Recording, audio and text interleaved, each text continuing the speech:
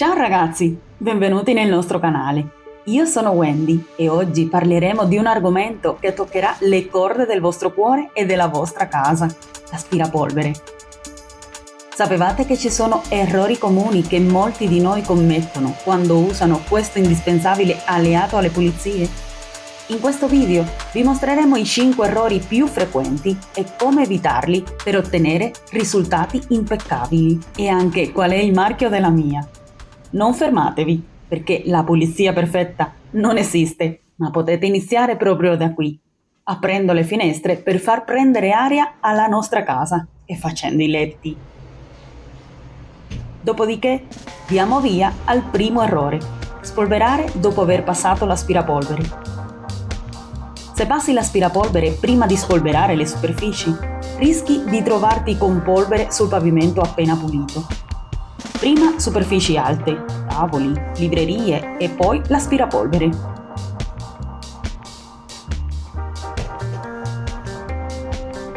La frequenza con cui spolverare dipende da diversi fattori, come il livello di polvere presente nell'ambiente e le attività quotidiane. Aree ad alto traffico possono richiedere spolverate più frequenti e di conseguenza aspirare di più.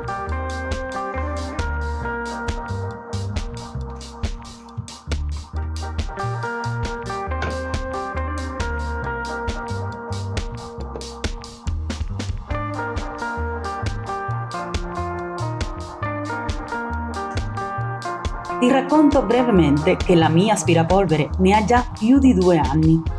L'ho comprata dopo che altre 2 molto moderne, di cui non dirò marche, si sono rotte. Una ha lasciato di funzionare e l'altra non faceva girare più la spazzola. Di conseguenza sono andata da Happy Casa e lì c'era questa ad un prezzo bassissimo.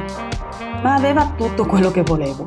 Carica all'infinito, visto che aveva il filo e non era pesante, quindi leggera e potente. Di quale marchio? Dictrolux. È una scopa elettrica 2 in 1 Dual Helios 600 Watt. Vi posso dire che la spazzola che utilizzo per il pavimento non è la sua, è di una vecchia Imetec, che mi piaceva perché è facilissima anche da pulire.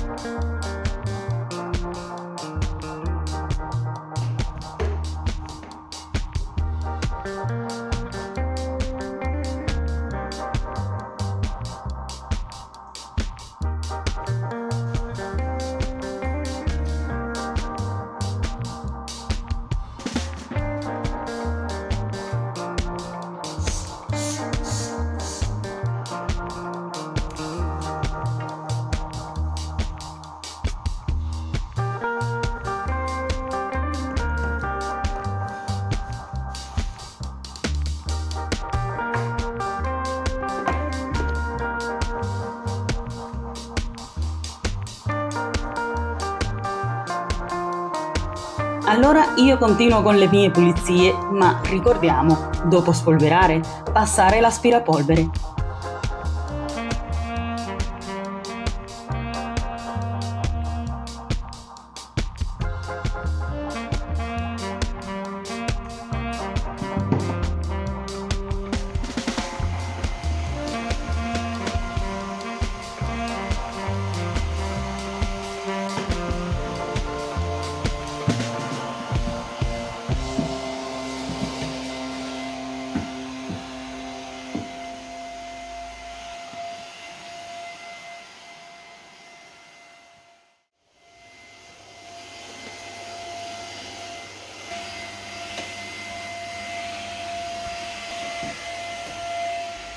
Andiamo a sistemare il salotto. Tutti i giorni passo l'aspirapolvere sul tappeto ed è qui dove possiamo trovare un secondo errore: tirare invece di spingere, che sarebbe il movimento corretto. Molti di noi tendono a tirare l'aspirapolvere piuttosto di spingerlo. Spingere l'aspirapolvere ti permette di raccogliere meglio la polvere e di coprire tutta la superficie. Muovere l'aspirapolvere troppo velocemente o in modo non uniforme può compromettere l'efficacia della pulizia. È consigliabile fare passaggi lenti e sovrapposti per ottenere i migliori risultati. Terzo errore: non cambiare bocchette e accessori. Molti aspirapolvere hanno impostazioni diverse per tappeti, pavimenti duri e tessuti. Utilizzare la modalità sbagliata può danneggiare le superfici e non pulire adeguatamente. Ogni superficie richiede il giusto accessorio. Non usare sempre lo stesso. Cambiare le diverse bocchette ti permetterà di ottenere una pulizia più profonda sui tappeti, divani e pavimenti.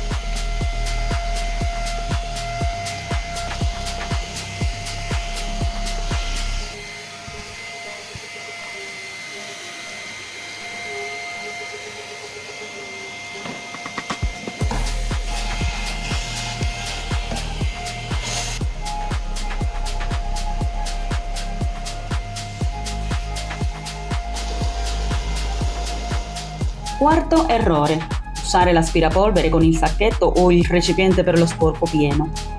Un sacchetto o il contenitore pieno riduce drasticamente la potenza dell'aspirapolvere e può causare un sovraccarico del motore. Controllalo e svuotalo regolarmente per tenere le prestazioni sempre al massimo. Meglio se lo facciamo ogni volta prima del suo utilizzo. Quinto errore: non aspirare regolarmente. Può sembrare un po' ripetitivo, ma non aspirare regolarmente comporta diversi problemi.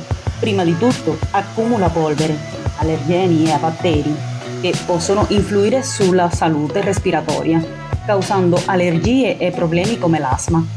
Inoltre, un ambiente non pulito può aumentare lo stress e ridurre il comfort domestico.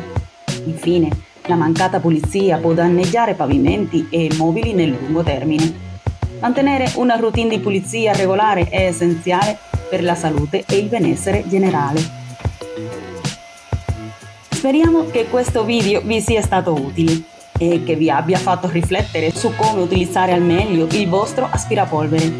Ricordate, piccoli accorgimenti possono fare una grande differenza nella pulizia della nostra casa e nel mantenimento di un ambiente sano e accogliente. Io per oggi ti saluto e ci vediamo al prossimo vlog di Wendy. Ciao!